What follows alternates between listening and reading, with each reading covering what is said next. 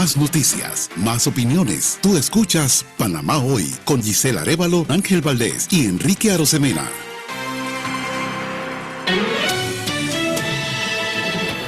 Entrevista de actualidad, Panamá Hoy. Tú eliges 2024.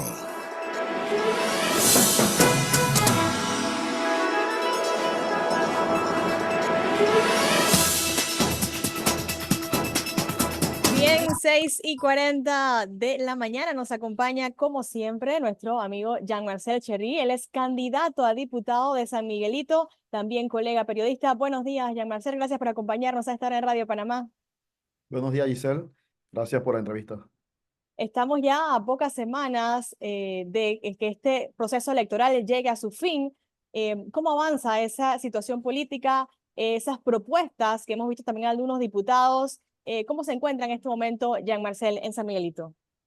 Sí, bueno, tú sabes que es un proceso arduo y nosotros estábamos bastante optimistas por la aceptación que están teniendo nuestra propuesta. Básicamente, nosotros hemos planteado una propuesta no clientelista. Nosotros no repartimos bolsa de comida, nosotros no repartimos juguetes, ni mucho menos dinero. Y eso hasta cierto punto puede ser considerado como una desventaja, pero si nosotros, mira, el planteamiento es este, Giselle. La corrupción no comienza en la asamblea, la corrupción comienza en la campaña. El clientelismo es como el germen que produce la enfermedad de la corrupción. Entonces, si hay un candidato que está ofreciendo de todo para ganar votos, ese candidato lo más seguro es que va a ser corrupto cuando llegue a la asamblea. Entonces hay una relación de causa y efecto en lo que tiene que ver con el clientelismo y la corrupción.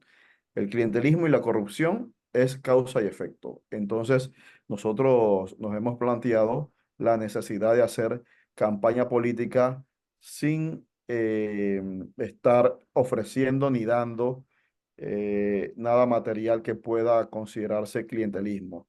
En cambio, es evidente en las redes sociales que hay campañas políticas de algunos candidatos que están regalando bolsas de comida, que están regalando comida, que están comida hecha, es decir, le dicen todos los días vamos a regalarte un desayuno, que regalan miles de paraguas, que regalan, que hay flotas de busitos en las calles, es decir, el derroche de recursos en campaña eh, evidencian que el gasto de algunos candidatos a diputados sobrepasan los límites que establece el Código Electoral. Ahora, ya Marcel, en este punto, ¿esto les ha costado, les ha pesado por lo menos a ti o a parte de la campaña de Radix, este tema del derroche? Porque obviamente sí hay candidatos con muchos más recursos que otros. ¿Les ha pesado, les ha costado más el trabajo? Mira que ese despilfarro de recursos yo creo que le va a jugar en contra, porque la gente, la mayoría de la gente está recibiendo todo lo que le dan, pero yo creo que va a haber una sorpresa grandísima en el día de las elecciones, porque mira, hay casas en donde yo he ido que tienen banners de 3 y 4 candidatos a diputados diferentes, sabiendo que eso anularía el voto en una papeleta. Es decir, si tú, porque son de diferentes listas, entonces, ¿cómo tú explicas que en una casa donde votan 2 personas hay 4 banners de candidatos de diferentes listas? ¿Cuál es la explicación? Están pagando hasta para poner banners en las casas.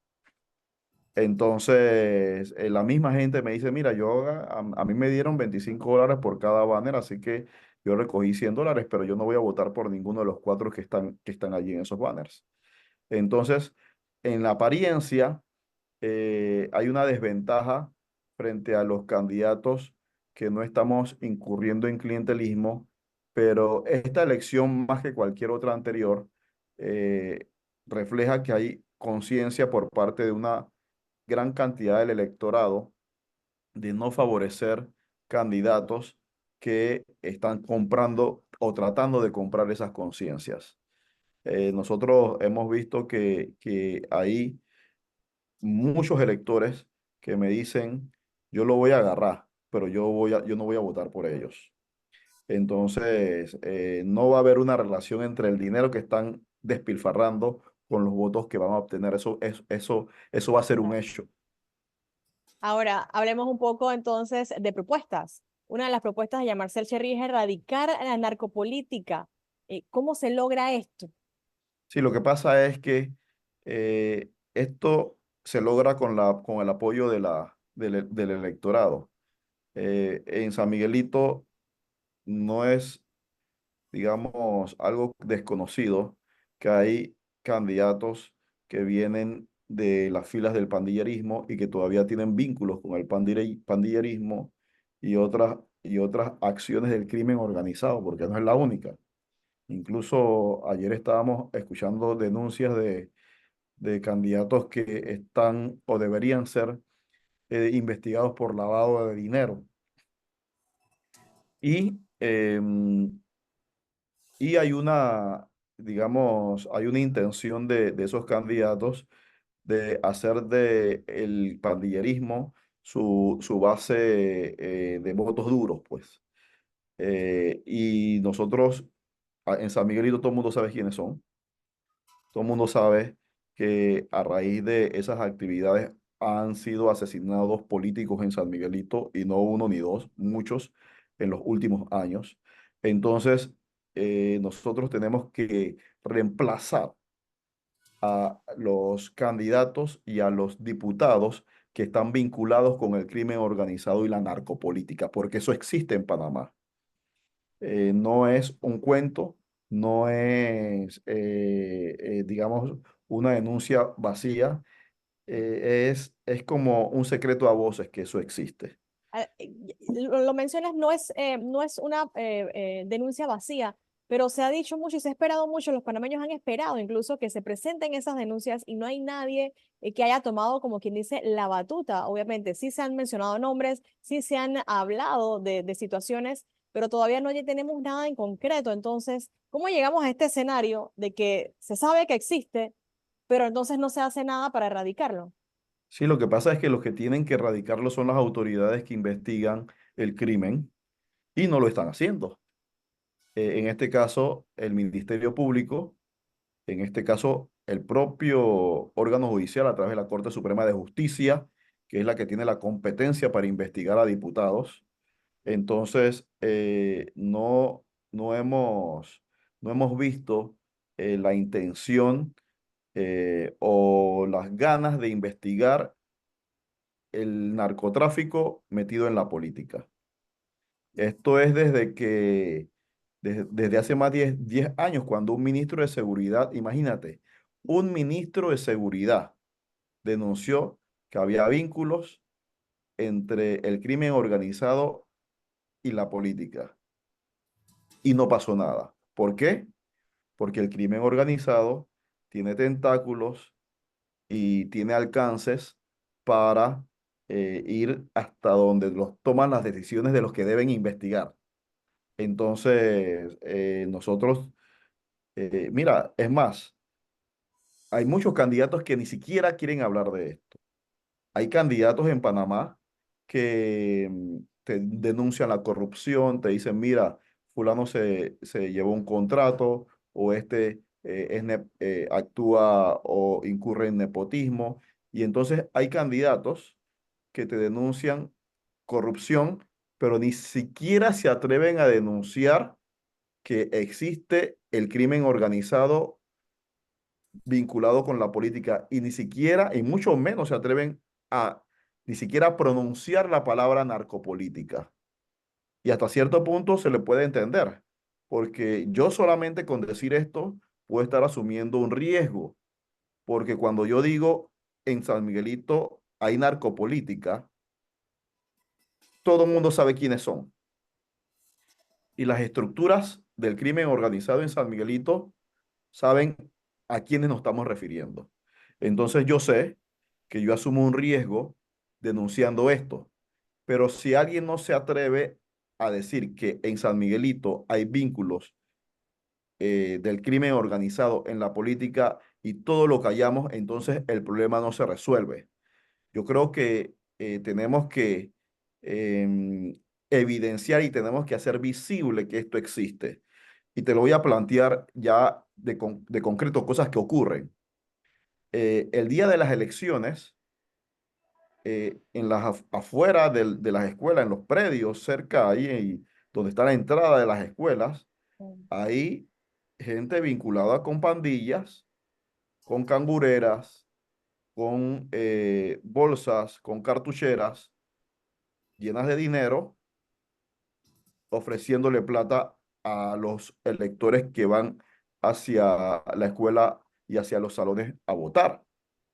Y a veces está la policía, unidades de la Policía Nacional, ven cómo ciertas personas ofrecen, pero sencillamente no actúan porque ellos dicen, eso no es mi problema es si hay una balacera o si hay, digamos, ya acciones de violencia, ¿no? Claro.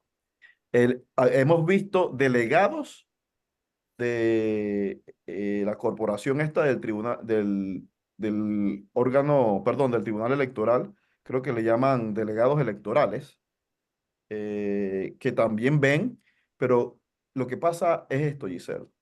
Una cosa es denunciar a un político y otra cosa es denunciar crimen organizado. Ni los delegados electorales se atreven a denunciarlo. ¿Por qué? Porque ellos saben que su vida puede estar en riesgo si ellos denuncian, mira, este señor, yo lo vi dándole plata a este otro, pero este señor que dio la plata seguramente está armado y yo voy a seguir todo el día en este barrio de San Miguelito. Así que yo prefiero callarme y que ellos sigan repartiendo plata fuera de la escuela, porque si yo hago una denuncia, yo voy a tener que seguir en este barrio y cerca de esta escuela todo el día y hasta la noche durante el escrutinio. Claro. Así que el delegado electoral dice, ¿saben qué? Yo me voy a callar. Así que yo no quiero ese problema. Y entonces Ah, hay un serio problema de compra de votos. Popularmente se le llama quebradera de votos. Quebradera de votos es, en el argot popular, cuando va un elector hacia la escuela y es interceptado por una persona con dinero y te dice, aquí hay $50 para que votes por fulano. Entonces, eh, y, y en efecto, esto ocurre y ocurre mucho. Ocurre en escuelas como Santiago de la Guardia, ocurre en escuelas como Martin Luther King, ocurre en escuelas como Carlos A. Mendoza. O sea, esto ocurre en San Miguelito. Y vemos que el Tribunal Electoral no tiene un plan específico para evitar estas acciones criminales que pueden afectar un resultado electoral. ahora, lo que me estás diciendo es que hacer política en San Miguelito es peligroso. Por supuesto que es peligroso. Es decir, esto no es un juego. Y es mucho más peligroso denunciarlo. Y tú eres testigo, no hay muchos candidatos hablando de esto. Y este es un hecho. ¿Por qué no hay muchos candidatos hablando de que el crimen organizado está vinculado con la política? Porque esas personas que son las que tienen el dinero afuera de las escuelas, esas personas son miembros de pandillas. Ahora, Entonces, es un problema serio.